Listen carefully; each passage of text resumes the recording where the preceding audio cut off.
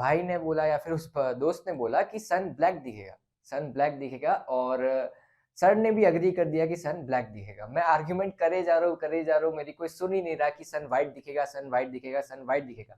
मैं उनसे रीजन पूछ रहा हूँ कि सन ब्लैक क्यों दिखेगा, वो बोल रहे so hello and welcome back to physics. आज हमें लेक्चर 6 चालू करना है, human eye and the colourful world का। ये लास्ट लेक्चर रहेगा इस चैप्टर से रिलेटेड। इसके बाद में हम हमारा नया चैप्टर चालू करेंगे, दैट इज इलेक्ट्रिसिटी, और एक नई एस्पेक्ट या फिर एक नया टॉपिक या फिर एक नया पूरा सिनेरियो चालू करेंगे, दैट इज इलेक्ट्रिसिटी और मैग्नेटिक इफेक्ट के बारे में पढ़ना। ये पूरा लाइट के बारे में थे, ये सारे चैप्टर्स, ये सारे लेक्चर्स, ये सारे क्वेश्चंस, जो भी सारी चीजें पढ़ी वो सारे लाइट के चैप्टर से रिलेटेड या फिर लाइट के एस्पेक्ट से रिलेटेड थी। ठीक है, सो ये सारी चीजें हमने कवर अप कर ली, और आज हमें पढ़ना है या फिर आज हमें करने क्वेश्चन प्रैक्टिसिंग, जो हमने पिछले 2 लेक्चर्स में जो भी टॉपिक्स पढ़े, क्या क्या पढ़ा था हमने। स्कैटरिंग ऑफ लाइट पढ़ा था हमने, एटमॉस्फेरिक रिफ्रैक्शन पढ़ा था हमने, डिस्पर्जन पढ़ा था हमने, प्रिज्म से डिस्पर्जन पढ़ा था हमने, रेनबो फॉर्मेशन देखा था हमने, देखा था कि टिंडल इफेक्ट क्या होता है, हमने रियल लाइफ में बना के देखा कि सन रेड क्यों दिखता है, स्काई ब्लू क्यों दिखता है। सारे रीजंस हमने देखे और सारी चीजें हमने रियल लाइफ से रिलेटेड करके देख ली। अब इस लेक्चर में हमें उन सारी चीजों से रिलेटेड क्वेश्चन प्रैक्टिसिंग करनी है। ठीक है, स्टार्ट करते हैं हमारे लेक्चर से। ये लास्ट लेक्चर रहेगा, अगले लेक्चर से हम अगला एस्पेक्ट या फिर एक अगली ब्रांच या फिर एक नई ब्रांच चालू करेंगे फिजिक्स की, जो कि 10th क्लास में हमारे पास में, दैट इज इलेक्ट्रिसिटी वाली एस्पेक्ट। उसमें भी बहुत अच्छे अच्छे रियल लाइफ डेमोन्स्ट्रेशंस है, सारी चीजें करके देखेंगे। मैं आपको बता देता हूँ, ऐसे कुछ घड़े से हम ऐसा कुछ करके देखेंगे, है ना, तो मजा आएगा सारे चैप्टर्स पढ़ने में। सो स्टार्ट करते हैं हमारे क्वेश्चन प्रैक्टिसिंग लेक्चर से। सबसे पहला क्वेश्चन है हमारे पास में एक डायग्राम की फॉर्म में, 4 डायग्राम्स दे रखे हमको, और डायग्राम हमसे पूछता है या फिर क्वेश्चन हमसे पूछता है कि चारों डायग्राम में से टॉप थर्ड में ब्लू कलर कौन से वाले में आएगा। देखो हमारे पास में प्रिज्म है, प्रिज्म से व्हाइट लाइट आ रही है, जो एरो दिखा रखा है ना, वो बता रहा है कि व्हाइट लाइट आ रही है और डिस्पर्स होगी प्रिज्म से, ये हमने पढ़ रखा है पिछले टॉपिक्स में। तो हमें ये बताना है कि कौन से डायग्राम में, कौन से ये डायग्राम के ऑप्शंस में से टॉप से मतलब ऊपर से नीचे थर्ड नंबर पे ब्लू कलर कौन से वाले डायग्राम में आएगा। मान लो कुछ मेरे पास में ऐसा सा डायग्राम है और यहाँ से लाइट आ रही है ना, तो ये प्रिज्म क्या करता है, डिस्पर्स करता है। तो कितने 7 कलर्स में, 1 2 3 4 5 6 7। ठीक है, तो हमारे पास में इसका सीक्वेंस क्या होता है, अगर ऐसा सिनेरियो बनता है तो विबग्योर उल्टा बनता है, VIBGYOR। ठीक है, तो हमें क्या करना है कि ऊपर से नीचे थर्ड नंबर पे किसमें ब्लू कलर आएगा। इसमें देखो ऊपर से नीचे 1 2 3, थर्ड नंबर पे क्या आ रहा है, येलो। तो ये वाला ऑप्शन एलिमिनेट। समझ में आया कैसे करना है क्वेश्चन? तो स्टार्ट करते हैं हमारे क्वेश्चन से। पहला क्वेश्चन का आंसर है, सबसे पहला डायग्राम देखो, एक एक करके एलिमिनेट करते हैं। पहला डायग्राम, यहाँ पे लाइट आई और 7 कलर्स में मेरे पास में डिस्पर्स होगी, 1 2 3 4 5 6 और 7। ठीक है, और इनका सीक्वेंस कैसा होगा, विबग्योर दैट विल बी उल्टा, जो कि उल्टा होगा। रीजन हमें पता है, वेवलेंथ और फ्रीक्वेंसी का खेल है। इसकी वेवलेंथ बहुत कम, इसकी वेवलेंथ बहुत होती है वॉयलेट की, तो ये इसको डिस्पर्स करना बहुत आसान होता है। फिर इसकी फ्रीक्वेंसी बहुत ज्यादा होती है, तो इसको डिस्पर्स करना बहुत आसान होता है। ठीक है, वेवलेंथ कम और फ्रीक्वेंसी ज्यादा, और ऊपर जाते हैं तो वेवलेंथ इंक्रीज होती है और फ्रीक्वेंसी कम होती है, रेड की तरफ, तो विबग्योर। ठीक है, तो ऊपर से थर्ड 1 2 और 3, थर्ड नंबर पे क्या आया, येलो। तो फर्स्ट ऑप्शन हमारे पास में गलत है। सेकंड ऑप्शन देखते हैं। सेकंड ऑप्शन में हमारे पास में डायग्राम उल्टा बना रखा है। कोई बात नहीं, उल्टा बना रखा है तो हमारे पास में कैसा डायग्राम है, ऐसा। कोई बात नहीं, उल्टा बना रखा है, कैसा भी बनाओ, हमारे पास में सीक्वेंस क्या है, अगर ऐसा कुछ स्ट्रक्चर है तो कुछ ऐसा बनेगा। इसमें हमारे पास में कुछ ऐसा दे रखा है, कोई बात नहीं, इसको उल्टा कर दो ना, सीक्वेंस वही रखो। लाइट जैसे आ रही थी इस वाले फेस पे, मान लो मैं इसको AB नाम देता हूं, तो AB पे लाइट मान लो ऐसे आ रही थी, मान लो ये वाला एंगल X था और ये वाला एंगल Y था। इसको जरा फ्लिप कर दो। फ्लिप करने के बाद में क्या हुआ, फ्लिप करने के बाद में क्या हुआ कि A और B ऐसे हो गए, अगर मैंने इसको फ्लिप किया तो, है ना, और लाइट कुछ ऐसी हो गई, है ना। इसको अगर मैं फ्लिप करूंगा, रोटेट करूंगा, तो लाइट मेरे पास में ऐसी हो जाएगी। ये लैपटॉप जी बंद हो गए क्या आप? नहीं जी नहीं। हाँ, तो लाइट ऐसी हो गई, तो मेरे पास में यहाँ पे ये वाला एंगल कैसा था, जो A के साथ में बन रहा था X, और Y के साथ में कैसा बन रहा था Y। सॉरी बी के साथ में कैसा बन रहा था, वाई, तो सीक्वेंस तो वही रही। अब कोई बात नहीं, ऐसा करना था ऐसा कर लो, है ना, तो इधर भी सीक्वेंस तो वही है, 1 2 3 4 5 6 7, V I B G Y O R, ठीक है। मगर ये तो हमने फ्लिप करके डायग्राम बना है ना, एक्चुअल डायग्राम कैसा है, ऐसा, तो ये फ्लिप होगा तो ऐसा होगा 1 2 3 4 5 6 7, ठीक है। तो हमारे पास में यहाँ पे देखो विबग्योर उल्टा आ रहा था, तो इधर भी विबग्योर उल्टा आएगा, V I B G Y O R. अब आपको लग रहा होगा कि भैया ये तो सीधा है, आप उल्टा क्यों बोल रहे हो। हाँ, मैं उल्टा इसलिए बोल रहा हूँ क्योंकि है ये उल्टा ही, अगर इसको मैं फ्लिप कर देता तो ऐसा कुछ सिनेरियो बनता ना, तो है तो उल्टा ही, मगर क्योंकि प्रिज्म उल्टा है तो ये उल्टा ऑलरेडी करके दे रहा है, तो मेरे पास में मेरे को सीधा सीधा मिलेगा, है ना। प्लस इंटू माइनस करेंगे, फिर माइनस इंटू माइनस कर देंगे तो प्लस ही आएगा ना। बात समझ में आ रही मैं क्या कह रहा हूँ, एक बार उल्टा किया वापस से उल्टा किया तो मेरे पास में सेम स्ट्रक्चर आ जाएगा। तो विबग्योर मेरे पास में आ गया, ठीक है। अब ऊपर से नीचे देखना, थर्ड नंबर पे 1 2 और 3 पे क्या आया, ब्लू, तो सेकंड ऑप्शन मेरे पास में करेक्ट है। ऐसे करना था इस क्वेश्चन को, तो second option is correct. Third option और फोर्थ ऑप्शन को भी देख ही लेते हैं, उनको क्यों छोड़े।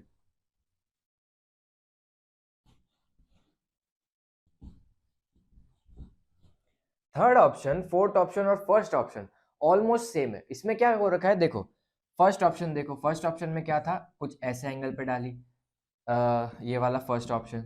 सेकंड ऑप्शन हमने कर दिया। थर्ड ऑप्शन में क्या है, डायग्राम वैसे ही है मगर थोड़ा अलग एंगल पे डाल दी, थोड़ा कम एंगल पे डाल दी, है ना। और फोर्थ ऑप्शन में क्या है, थोड़ा अलग, इधर अलग एंगल पे डाल दी, फोर्थ ऑप्शन, है ना।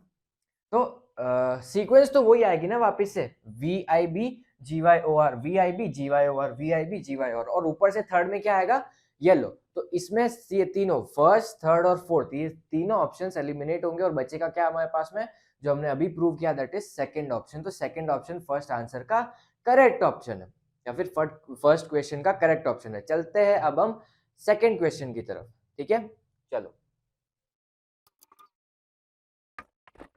सेकंड क्वेश्चन मेरे पास में क्या है, आप पढ़ो एक बार खुद से, फिर मैं बताता हूँ। सेकंड ऑप्शन मेरे पास में क्या है, which of the following phenomena of light are involved in the formation of rainbow. Rainbow formation होता है, उसमें हमारे पास में 3 फिनोमिना आकर होते हैं, है ना। मैं पहले बता देता हूँ आपको। ये रही मेरे पास में एक रेन ड्रॉप, ठीक है, ये रेन ड्रॉप होती है, और यहाँ से जब व्हाइट लाइट आती है, कहाँ से, सन से आती है, यहाँ पे मैं खड़ा रहता हूँ, और यहाँ से व्हाइट लाइट आती है, ये डिस्पर्स होती है सबसे पहले 7 कलर्स में,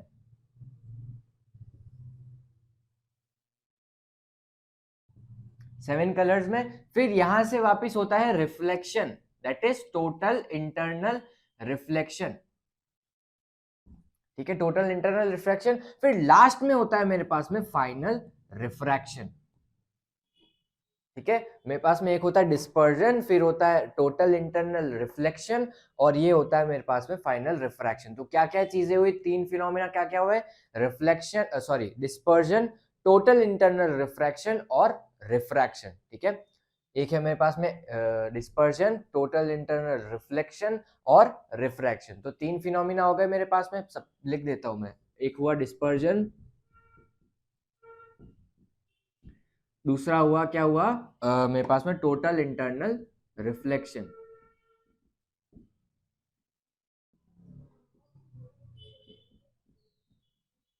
और थर्ड क्या हुआ, फाइनल रिफ्रैक्शन, जो कि मैं रिफ्रैक्शन लिख लेता हूँ, रिफ्रैक्शन। चलो ये हो गया मेरे पास में। अब तीनों चारों ऑप्शन से मैच करते हैं। पहला ऑप्शन क्या है मेरे पास में, रिफ्लेक्शन, रिफ्रैक्शन एंड डिस्पर्जन। चलो रिफ्रैक्शन भी हुआ, डिस्पर्जन भी हुआ, रिफ्लेक्शन नहीं हुआ। टोटल इंटरनल रिफ्लेक्शन हुआ। रिफ्लेक्शन तो क्या होता कि यहाँ पे आती वापस उसी तरफ चली जाती, ये टोटल इंटरनल रिफ्लेक्शन, तो रिफ्लेक्शन नहीं हुआ है।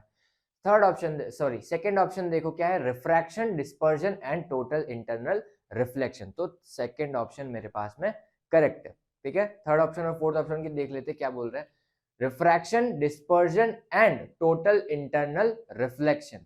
अच्छा मैंने दोनों ऑप्शन सही लिख लिए, एक ही लिख लिया है ना। चलो थर्ड ऑप्शन में मैं डाल देता हूँ reflection, dispersion and total internal reflection. चलो दोनों ऑप्शन लास्ट के तो सही है, पहला वाला गलत है, रिफ्लेक्शन तो हो नहीं रहा है, टोटल इंटरनल रिफ्लेक्शन हो रहा है। D fourth option dispersion, scattering and total internal reflection. Dispersion तो हो रहा है, टोटल इंटरनल रिफ्लेक्शन भी हो रहा है, मगर स्कैटरिंग तो हो ही नहीं रही ना, डिस्पर्जन हो रहा है, स्कैटरिंग नहीं हो रही है ना। तो इसका ऑप्शन कौन सा करेक्ट है? बी वाला, दैट इज रिफ्लेक्शन भी हो रहा है, डिस्पर्जन भी हो रहा है और टोटल इंटरनल रिफ्लेक्शन भी हो रहा है। ठीक है, refraction, dispersion and total internal reflection. तो सेकंड ऑप्शन मेरे पास में करेक्ट है किसका? सेकंड क्वेश्चन का। अब हम चलते हैं थर्ड क्वेश्चन की तरफ। चलो, थर्ड क्वेश्चन है मेरे पास में कि which of the following phenomena contribute significantly in the reddish appearance of the sun at the time of sunrise and sunset. चार ऑप्शन है मेरे पास में, इस चारों ऑप्शंस में से कौन सा सबसे ज्यादा सिग्निफिकेंट अपना रोल प्ले करता है जो सन की रेडिश अपीयरेंस में? ये चारों फिनोमिना है मेरे पास में, कौन कौन से? सबसे पहला dispersion, second scattering, third total internal reflection और फोर्थ है मेरे पास में रिफ्लेक्शन। एक एक करके एलिमिनेट करते हैं। डिस्पर्जन में क्या होता है, सातों कलर मेरे पास में अलग अलग सेपरेट हो जाते हैं। तो मेरे को तो रेडिश दिख रहा है ना सन, तो डिस्पर्जन वाला सिग्निफिकेंट फैक्टर नहीं है मेरे पास में। सेकंड ऑप्शन देखो, scattering. Scattering is the major aspect या फिर मेजर रोल प्ले करता है रेडिश अपीयरेंस में। कैसे? दोनों स्कैटर हुए, ब्लूइश कलर स्कैटर हुआ और रेडिश कलर स्कैटर हुआ, मगर ब्लूइश कलर वाले की वेवलेंथ बहुत कम होती है और फ्रीक्वेंसी बहुत ज्यादा होती है। रेडिश वाले की फ्रीक्वेंसी कम और वेवलेंथ बहुत ज्यादा, तो वो कम स्कैटर होता है, इसलिए मेरी आंखों में गिरता है तो मुझे सन दिखता है रेड, और मेरे को अर्थ क्या या फिर स्काई क्या दिखता है? ब्लू। तो ये वाला मेजर मेरे पास में फैक्टर है। तो क्या है मेरे पास में फैक्टर? स्कैटरिंग। सेकेंड क्या, थर्ड क्या है? Total internal reflection. Total internal reflection होता है, मगर इसका उससे कोई रोल नहीं, उसमें कोई रोल नहीं है रेडिश अपीयरेंस में, है ना। तो थर्ड ऑप्शन भी एलिमिनेट हो गया। फोर्थ ऑप्शन देखो, रिफ्लेक्शन। रिफ्लेक्शन तो हो ही नहीं रहा है ना, टोटल इंटरनल रिफ्लेक्शन भी नहीं हो रहा है और रिफ्लेक्शन भी नहीं हो रहा है, तो लास्ट वाले दोनों ऑप्शन भी गलत। तो बीच वाला ऑप्शन, सेकंड ऑप्शन करेक्ट था हमारे पास में, दैट इज स्कैटरिंग। तो सेकंड ऑप्शन करेक्ट था। रेडिश अपीयरेंस में क्या मेजर रोल, कौन सा मेजर रोल है, किसका मेजर रोल है? स्कैटरिंग। ठीक है, व्हाइट लाइट स्कैटर होगी ब्लू और रेड में, ब्लू की वेवलेंथ कम, फ्रीक्वेंसी ज्यादा, रेड की वेवलेंथ ज्यादा, फ्रीक्वेंसी कम, तो मेरे पास में मुझे रेडिश सन दिखता है। ठीक है, तो ये था मेरे पास में आंसर थर्ड। चलते हैं अब हम आंसर फोर्थ की तरफ। Noon sun appears white as, sun appears white due to, कौन कौन से रीजन है? चार ऑप्शंस दे रखे हैं मेरे पास में, चार ऑप्शंस दे रखे हैं। कौन कौन से ऑप्शन है? Light is least scattered, B all the colours of the white light are scattered, third option मेरे पास में है blue colour is scattered the most, D है मेरे पास में red colour is scattered the most. ठीक है, एक एक करके एलिमिनेट करते हैं। फर्स्ट वाला ऑप्शन चलो करेक्ट है, मेरे को पता है, मैं नीचे से चालू करता हूँ। D option, red colour is scattered the most. Red colour is scattered the most? नहीं, ऐसा तो होता ही नहीं ना, ब्लू कलर सबसे ज्यादा स्कैटर होता है, रेड तो सबसे कम होता है क्योंकि उसकी वेवलेंथ ज्यादा है और फ्रीक्वेंसी कम है, इसलिए। तो लास्ट वाला ऑप्शन गलत है, फोर्थ ऑप्शन। थर्ड ऑप्शन देखो, blue colour is scattered the most. चलो ठीक है, मान लिया ब्लू कलर सबसे ज्यादा स्कैटर होता है, लेकिन नून के टाइम पे सन व्हाइट क्यों अपीयर हो रहा है, उसका ये रीजन नहीं देता है या फिर उसका एक्सप्लेनेशन ये नहीं देता है ना। तो ये ऑप्शन भी गलत है।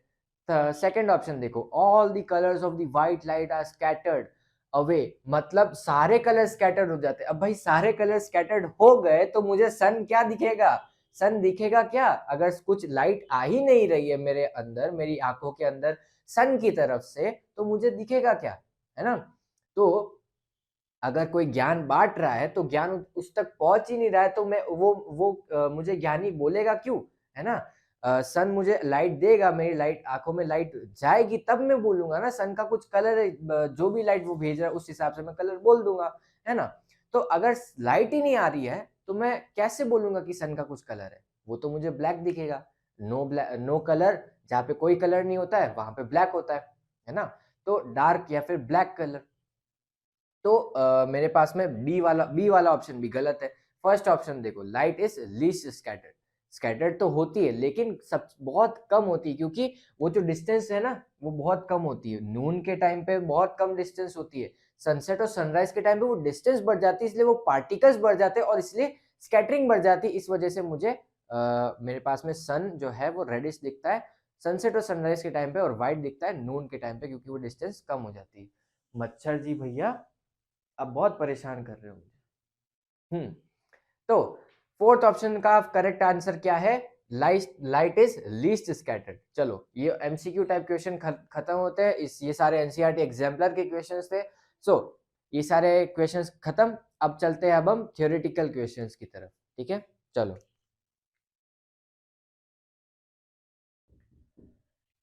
आंसर फिफ्थ या फिर क्वेश्चन फिफ्थ है मेरे पास में, व्हाई डू स्टार्स ट्विंकल। ये चलो हमने पढ़ा हुआ, ये तो पूरा अच्छा सा टॉपिक था ना हमारे पास में। व्हाई डू स्टार्स ट्विंकल, क्यों करते हैं स्टार्स ट्विंकल? सोचो थोड़ा। स्टार्स ट्विंकल क्यों करते हैं? सोच लिया? वापस से सोच लो, आंसर मैं बता दूंगा लेकिन आप भी थोड़ा सोचा करो, है ना। स्टार्स ट्विंकल क्यों करते हैं? चलो अब देखते हैं स्टार्स ट्विंकल क्यों करते हैं। अब अर्थ में हमारे पास में एटमॉस्फेयर है, स्टार्स बहुत ही दूर है, लाइट ईयर्स दूर है। लाइट ईयर्स बहुत मतलब प्लैनेट्स या फिर स्पेस में मेजर करने वाली एक डिस्टेंस की यूनिट है। ठीक है, तो मेरे पास में बहुत ही दूर है, बहुत ज्यादा दूर है, इनफाइनाइट मान लो, इतने ज्यादा दूर है मेरे पास में ये स्टार्स। लेकिन स्टार से जब लाइट आती है, बहुत ही दूर है ना स्टार्स, मान लो मेरे पास में यहाँ पे स्टार्स है और यहाँ पे मेरी अर्थ है और यहाँ पे मैं खड़ा हुआ हूँ। ठीक है, तो हुआ क्या, यहाँ पे अर्थ का एटमॉस्फेयर चालू हो गया, यहाँ से अर्थ का एटमॉस्फेयर चालू हो गया। स्टार्स तो बहुत ही दूर है, ये तो समझ में आया, स्टार्स बहुत ही दूर है। तो स्टार्स से लाइट आ रही थी, स्टार्स से लाइट आ रही थी, इतनी नहीं आएगी क्योंकि बहुत दूर है भाई, कितनी आ जाएगी आके, है ना। स्टार्स तो कितने दूर है, तो छोटी मोटी लाइट आ गई, चलो एक रे ऑफ लाइट मैंने मान लिया आ गई। तो हुआ क्या, जैसे जैसे ये अर्थ के एटमॉस्फेयर में एंटर करी, यहां से यहां तक नो रिफ्रैक्शन, क्योंकि यहाँ पे तो कोई मीडियम ही नहीं है। अगर मीडियम होता तो मैं रिफ्रैक्शन मानता कि चलो रिफ्रैक्शन हो सकता है, लेकिन देयर इज नो मीडियम, तो यहाँ पे कोई रिफ्रैक्शन का केस ही नहीं बनता है ना। अगर यहाँ पे मीडियम ही नहीं है, कोई मीडियम चेंज ही नहीं हो रहा है, कोई मीडियम ही नहीं है, तो यहाँ पे मेरे पास में रिफ्रैक्शन तो हो ही नहीं सकता, है ना। चलो मीडियम मतलब वैक्यूम है ना, यहाँ पे कोई पार्टिकल्स नहीं है ना, इस मीडियम में कोई पार्टिकल्स नहीं है मेरे पास में, तो पार्टिकल्स नहीं है तो रिफ्रैक्शन नहीं हो सकता। तो मेरे पास में यहाँ पे, चलो यहाँ तक तो नो रिफ्रैक्शन, यहां तक नो रिफ्रैक्शन क्योंकि देर आर नो पार्टिकल्स। यहां से यहां तक एकदम एक ही मीडियम चल रहा है ना, यहां से यहां तक एक ही मीडियम चल रहा है जिसमें कोई भी पार्टिकल्स नहीं है, तो नो रिफ्रैक्शन। अब हुआ क्या, जैसे जैसे ये लाइट अर्थ के एटमॉस्फेयर में अंदर एंटर करने लगी, अर्थ के एटमॉस्फेयर में अंदर एंटर करने लगी, ये बेंड होना स्टार्ट हो गई, ये बेंड होना स्टार्ट हो गई। क्यों? क्योंकि मेरे पास में यहाँ पे, एक सेकेंड है ना, ये थोड़ी सी ऐसे बेंड हो जाएगी, मुझे यहाँ पे खड़ा रहना पड़ेगा। क्योंकि जब मैंने ऐसा देखा कि अर्थ का एटमॉस्फेयर जो था ना, अर्थ के एटमॉस्फेयर में पार्टिकल्स होते हैं, लेकिन ये पार्टिकल्स इवनली स्प्रेडेड नहीं होते। इवनली स्प्रेडेड क्यों नहीं होते? क्योंकि मेरे पास में जैसे जैसे मैं नीचे जाता हूँ, अर्थ की बहुत सारे रीजन है। अर्थ की ग्रेविटी पुल करती है, टेम्परेचर डिफरेंस होता है, कोल्ड चीजें नीचे ज्यादा रहती है, हॉट चीजें ऊपर ज्यादा रहती है। तो हुआ क्या कि ऊपर पार्टिकल्स कम रहते हैं और जैसे जैसे मैं नीचे जाता हूँ वैसे वैसे पार्टिकल्स बढ़ते जाते हैं। कौन से रीजंस? ग्रेविटी और टेम्परेचर डिफरेंस, है ना। ऊपर जाते तो टेम्परेचर इंक्रीज होता है, नीचे आते तो टेम्परेचर, तो ऊपर जाते टेम्परेचर इंक्रीज तो पार्टिकल्स दूर दूर, और नीचे टेम्परेचर डिक्रीज तो पार्टिकल्स पास पास में। ठीक है, तो यहाँ पे डेंसिटी ज्यादा है पार्टिकल्स की कंपेरेटिव टू यहाँ पे, तो यहाँ पे पार्टिकल्स कम है, यहाँ पे पार्टिकल्स ज्यादा है। तो यहाँ पे डेंसिटी कम है, यहाँ पे डेंसिटी ज्यादा है, तो जैसे जैसे मैं नीचे जा रहा हूँ यहाँ पे डेंसिटी इंक्रीज हो रही है पार्टिकल्स की, भले ही ऑप्टिकल डेंसिटी मान लो, भले ही नॉर्मल डेंसिटी भी मान लो। ठीक है, तो यहाँ पे डेंसिटी इंक्रीज हो रही, डेंसिटी इंक्रीज मतलब रिफ्रैक्टिव इंडेक्स इंक्रीज। तो अगर मैं इसको छोटे छोटे ऐसे मीडियम्स में डिवाइड करूं तो होगा क्या, अगर मैं यहाँ पे नॉर्मल बनाता हूं तो यहाँ से यहाँ पे, ये यहाँ पे ऊपर वाला रेयरर मीडियम हो जाएगा नीचे वाले से, क्योंकि जैसे जैसे मैं नीचे जा रहा हूँ डेंसिटी इंक्रीज होती जा रही है, तो ऊपर वाला रेयरर, नीचे वाला डेंसर कंपैरेटिव टू पिछले वाले से। ये वाला इसके इससे ज्यादा डेंसर होगा, ये वाला इससे ज्यादा डेंसर होगा, है ना। तो जैसे जैसे मैं नीचे जा रहा हूँ डेंसिटी बढ़ती जा रही है मीडियम की, तो रिफ्रैक्टिव इंडेक्स भी बढ़ता जा रहा है। तो रेयरर मीडियम से जब डेंसर मीडियम में जाती है लाइट, तो वो कहाँ टुवर्ड्स द नॉर्मल बेंड होती है ना, तो जाना कैसे चाह रही थी, ऐसे। लेकिन नॉर्मल अगर मैं यहाँ पे ऐसे बनाऊं तो ये बेंड होना स्टार्ट हो गई, वो कुछ ऐसे बेंड हो गई। ठीक है, तो हुआ क्या, ऐसे बेंड हुई, मगर हमें क्या लगा, हमें तो भाई ऐसा कुछ तो पता ही नहीं है ना, हमारी आंखों को तो ऐसा कुछ पता ही नहीं है। हमारी आंखों को क्या लगा कि भाई स्टार तो जो था वो यहाँ पे सिचुएटेड था, वहां पे नहीं था। भले ही था नहीं, यहाँ पे ही था एक्चुअल में, लगा कहाँ पे, वहां पे। तो ये एक्चुअल पोजीशन पोजीशन थी, तो और ये क्या आई, एपरेंट पोजीशन।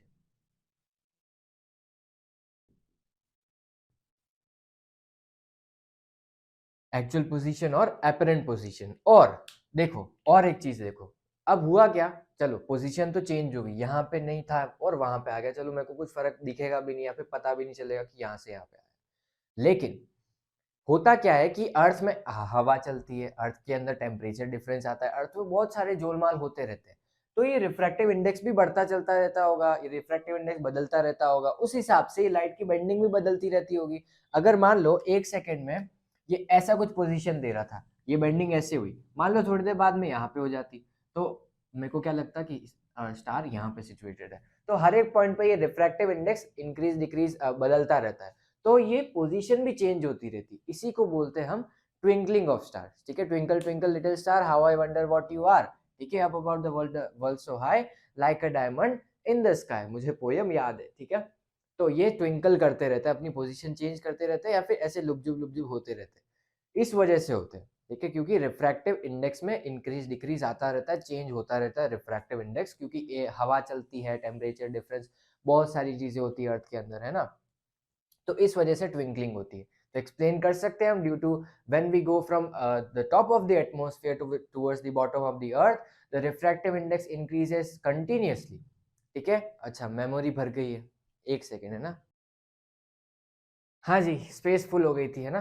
तो refractive index increases continuously, continuously refractive index increase होता रहता है। Therefore, from when the light enters towards the atmosphere, from the atmosphere towards the bottom of the earth, it starts bending towards the normal, and we see an apparent shift in the position of the star. अगर लिखना हो तो लिख लेना, we see an apparent shift in the position of the stars, यहाँ पे लिखा हुआ आ रहा होगा यहाँ पे। So we observe an apparent shift in the position of stars, but this refractive index changes continuously because of the temperature differences and other activities happening in the earth. So this shift changes simultaneously and changes continuously, so we see the stars to twinkle. ठीक है, तो ये reason है मेरे पास में twinkle करने का स्टार्स का। सो ये था हमारे पास में रीजन। अब होता क्या है देखो, मैंने स्टार्टिंग में इसीलिए बोला था कि स्टार्स बहुत दूर है, तो मुझे क्या लगेगा कि पॉइंट साइज है ना, बहुत ही दूर है तो एकदम छोटे से लगेंगे, है ना, चींटी बहुत ही दूर लगेगी, दिखेगी क्या, एकदम पॉइंट साइज दिखेगी, है ना। तो स्टार्स मेरे पास में बहुत दूर है। पांचवा क्वेश्चन तो मेरे पास में हो गया। अब सिक्स्थ क्वेश्चन भी इसी से रिलेटेड है, लेकिन थोड़ा सा अलग है। सिक्स्थ क्वेश्चन मुझे बोलता है कि why do planets not twinkle, why planets do not twinkle. Stars तो करते हैं ट्विंकल, लेकिन प्लैनेट्स नहीं करते। ये वीडियो देखो, ये वीडियो में कुछ ऐसा लग रहा है ना आपको कि कुछ अलग अलग ऐसा ऐसा हो रहा है। ये प्लैनेट की एक वीडियो है ना, जो कि टेलीस्कोप से ली गई है। ये एक प्लैनेट की वीडियो है जो कि टेलीस्कोप से ली गई है। अब मेरे पास में प्लैनेट्स बहुत पास पास में है ना, ये जो प्लैनेट्स है, जुपिटर, अर्थ मास सैटर्न, है ना, ये सारे प्लैनेट्स, अर्थ तो हमारा ही प्लैनेट हो गया, तो ये सारे जो प्लैनेट्स है, मान लो जुपिटर मान लो, तो ये सारे प्लैनेट्स बहुत पास पास में। और स्टार्स जो हमें दिखते हैं ना, वो बहुत ही दूर है, इनसे करोड़ों लाइट ईयर्स दूर है ना, तो बहुत ही ज्यादा दूर है। तो वो उधर से लाइट आती है, तो मेरे को क्या लगता है, पॉइंट साइज लाइट आ रही है, या फिर एकदम पॉइंट साइज ऑब्जेक्ट से लाइट आ रही है। और स्टार्स बहुत छोटे भी होते हैं कभी कभी कंपैरेटिव टू प्लैनेट्स। ठीक है, ऑल्दो बहुत बड़े भी होते हैं, लेकिन कंपैरिजन में बहुत छोटे भी होते हैं। अब हुआ क्या, प्लैनेट्स बहुत पास में, तो अमाउंट ऑफ लाइट प्लैनेट से अर्थ की तरफ बहुत ही ज्यादा आएगी कंपैरेटिव टू स्टार्स से, जो कि एक या फिर दो रे आ रही होगी कंपैरिजन में, है ना। तो बहुत सारी लाइट आ रही थी, और प्लैनेट्स बहुत पास में, तो पास वाली चीजें मुझे ऑलरेडी बड़ी दिखती है ना। ये देखो, यहाँ पे मैं मार्कर लेके आता हूँ, यहाँ से कितना बड़ा दिख रहा है ना, और यहाँ पे लेके तो कितना छोटा हो गया। तो जैसे जैसे दूर जाता हूँ ये साइज छोटी होती जाती है ना। तो अगर मैं पास में लेके आऊंगा तो मुझे बड़ा दिखेगा जो भी चीज है। चलो ये भी मैंने मान लिया। अब क्योंकि बड़ा दिख रहा है मेरे पास में, तो उसकी पोजीशन चेंज करने में मुझे बहुत दिक्कत होगी रिफ्रैक्टिव इंडेक्स की वजह से। है ना, क्योंकि मेरे पास में ऐसे मान लो ये प्लेनेट था, इसकी इमेज मेरे पास में बन रही है अंदर अर्थ के यहाँ पे, है ना, लाइट आ रही, इसके छोटे छोटे ऐसे मैं पॉइंट साइज बनाऊं,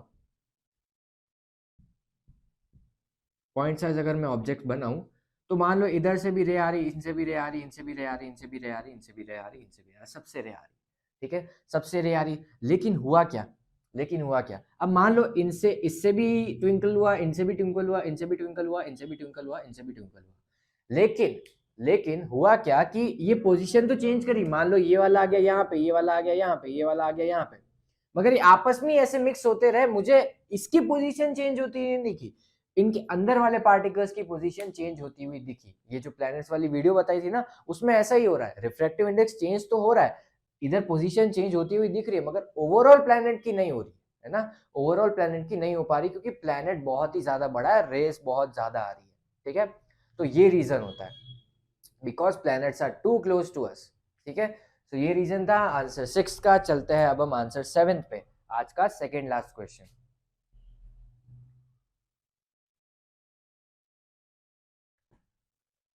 Y sun appears reddish early in the morning, इसका अगर सनसेट के टाइम पे भी पूछ लेता तो भी आंसर सेम होता, because the sun is at the greatest distance from the earth, ठीक है, सन है जो कि है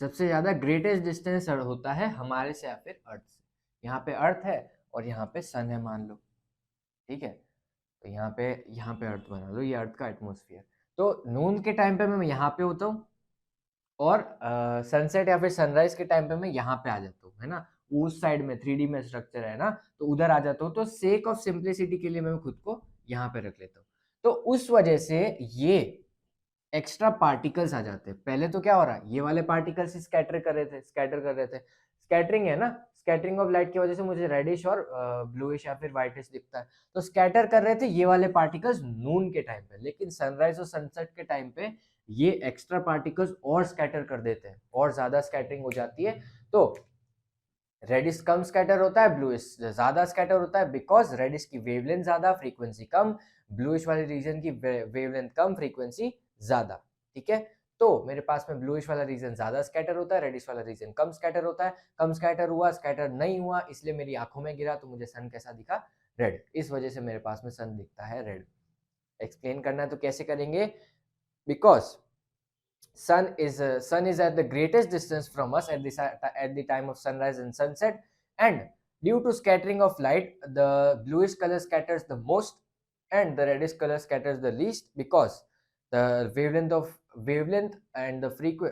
of bluish color is less than the reddish region, so the bluish scatters the most and the reddish scatters the least, and we receive reddish light from the sun, so we see sun as red, so इसलिए मुझे red दिखता है सन।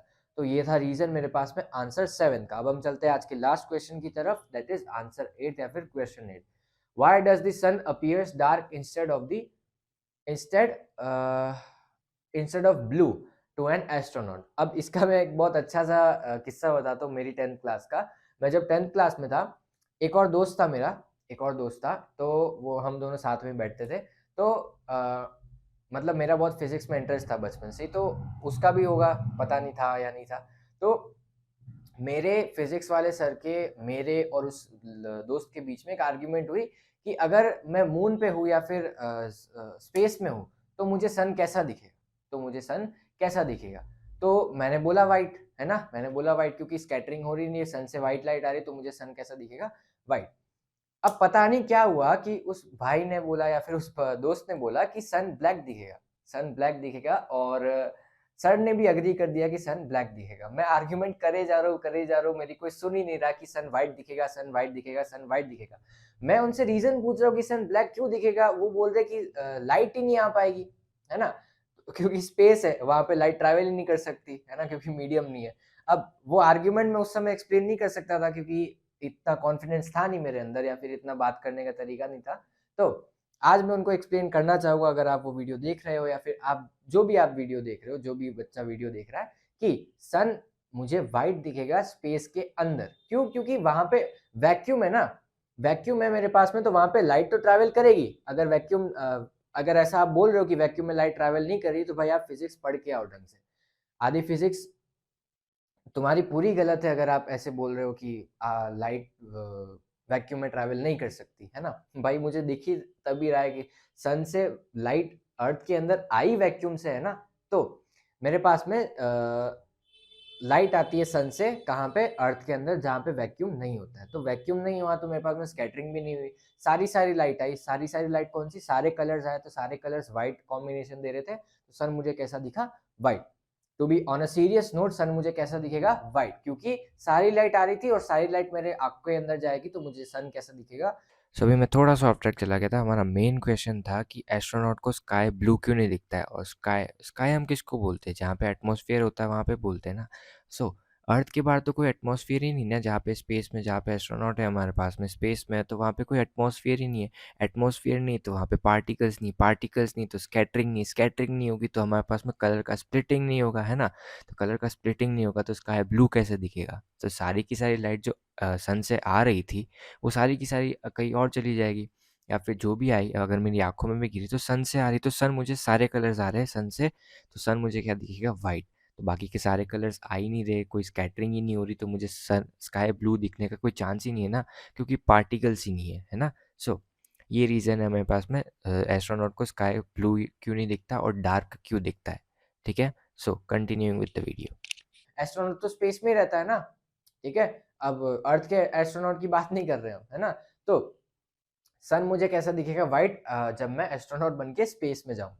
सो ये सारे questions थे मेरे पास में, human I in the colourful world से रिलेटेड, या फिर अगले टॉपिक से रिलेटेड जो कि पिछले लेक्चर्स में हमने कवर अप किए थे। तो ये सारे क्वेश्चंस थे, ये पूरा चैप्टर कंप्लीट होता है, बधाई हो आपको। अगले लेक्चर्स से हम स्टार्ट करेंगे इलेक्ट्रिसिटी वाला चैप्टर, जो कि बहुत ही इंटरेस्टिंग होगा, बहुत ही अच्छे से हम पढ़ेंगे, जो कि आगे 1 महीने तक चलेगा, है ना? आगे 1 महीने तक चलेगा, फिर हम आगे वाला चैप्टर स्टार्ट करेंगे।